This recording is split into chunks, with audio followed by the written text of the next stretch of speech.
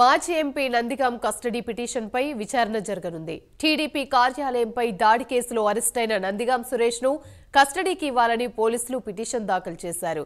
నేడు మంగళగిరి కోర్టు నిర్ణయాన్ని వెల్లడించనుంది.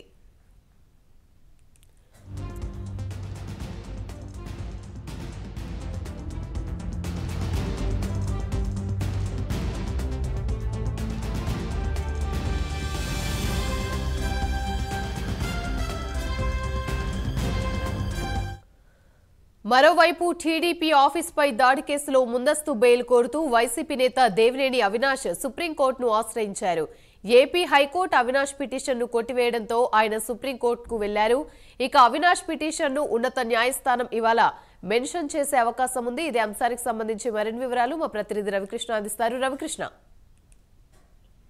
ఏదైతే టీడీపీ కేంద్ర కార్యాలయంపై దాడి చేసిన కేసులో ఆరోపణలు ఎదుర్కొంటున్నటువంటి దేవినేని అవినాష్ ఉన్నాడు. దేవినేని అవినాష్ ఈ రోజైతే సుప్రీంకోర్టుకి వెళ్తున్నారు బెయిల్ కోసం. అదేవిధంగా కూడా ఇప్పటికే ఈ కేసుకు సంబంధించి అరెస్ట్ అయినటువంటి మాజీ ఎంపీ బాపట్లకి సంబంధించిన మాజీ ఎంపీ అయినటువంటి నందిగాం సురేష్ కూడా ఈ రోజు అయితే మాత్రం కస్టడీలో పోలీస్ కస్టడీలో కావాలని కోరుతూ పోలీసులు ఇప్పటికే కూడా పిటిషన్ వేశారు. దానికి సంబంధించి మంగళగిరి న్యాయస్థానంలో ఈ రోజు విచారణ జరగనుంది. ఈ రోజు మంగళగిరికి సంబంధించి మంగళగిరి న్యాయస్థానం అయితే ఆయన్ని పోలీస్ కస్టడీకి ఇవ్వాలా లేదా అన్న దాని మీద అయితే మాత్రం చెప్పే పరిస్థితి అయితే ఉంది. ప్రధానంగా కూడా ఈ కేసు ఏదైతే ఉందో టీడీపీ కేంద్ర కార్యాలయంపై దాడి జరిగిన కేసులో కేవలం దాడికి పాల్పడినటువంటి వాళ్లే కాకుండా దాడిని ప్రేరేపించినటువంటి వాళ్ళు ప్రధానంగా కూడా నలుగురు ఉన్నట్లుగా కూడా ఈ పోలీసులు అయితే గుర్తించిన పరిస్థితి ఉంది. దీనికి సంబంధించి నలుగురు ప్రధానంగా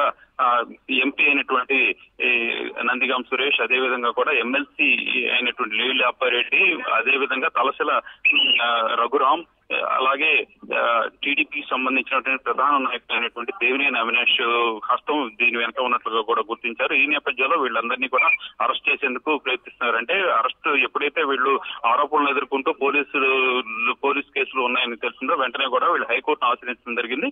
హైకోర్టు అయితే మాత్రం ముందస్తు బెయిల్ ఇవ్వడానికి నిరాకరించిన నేపథ్యంలో వెంటనే ఈ నందిగాం సురేష్ ని అయితే అరెస్ట్ చేశారు. మిగతా వాళ్ళందరూ కూడా అజ్ఞాతంలోకి వెళ్లిపోయారు. ఈ నేపథ్యంలోనే ఈ రోజు సుప్రీంకోర్టుని అయితే మాత్రం దేవినేని అవినాష్ ఆశ్రయిస్తున్నారు. తమకు ముందస్తు బెయిల్ ఇవ్వాలని కోరుతూ ఆయన అయితే మాత్రం పిటిషన్ దాఖలు చేసేటువంటి పరిస్థితి అయితే ఉంది. Right, thank you Ravikrishna.